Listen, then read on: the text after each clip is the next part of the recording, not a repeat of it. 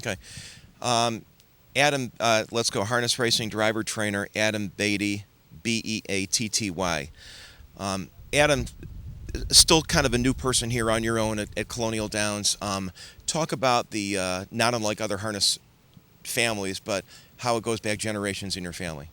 Well, myself, I'm third generation. My grandfather, he started out actually in the thoroughbreds down in California and the Mexico area and moved to standardbreds when he came to Ohio.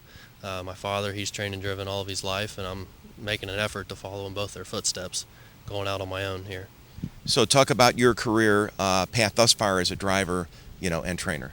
It's been a little slower than I'd hoped. It's really tough to get into this business. There's a lot of competitive people out there. There's good horses everywhere, a lot of good money to be had, and it's hard to get a start knowing that a person doesn't have as much experience as some of the other guys that they can put up. So, looking for that opportunity still.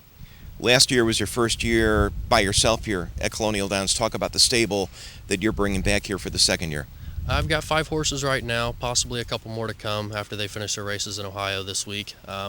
It's hopeful. You try to, if you're going to go somewhere, you really want to bring horses that you think can compete.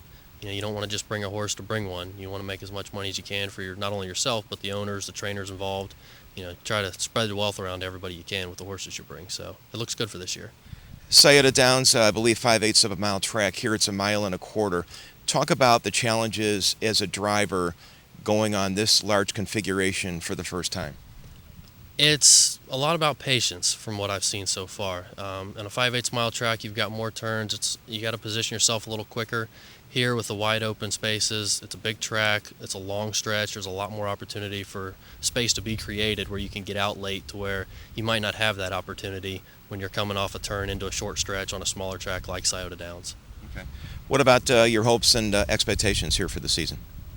Win everything I can. I like the winner's circle. It's my favorite place to be. So, it's try and put everyone in a position to do as good as they can each race. And, after that, it just comes down to the hard work you put in during the week and if the horse has got it or not.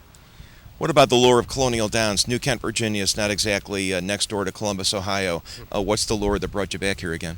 We came here originally in 2002. We did really well. Brought a small group of horses, but had a really good experience.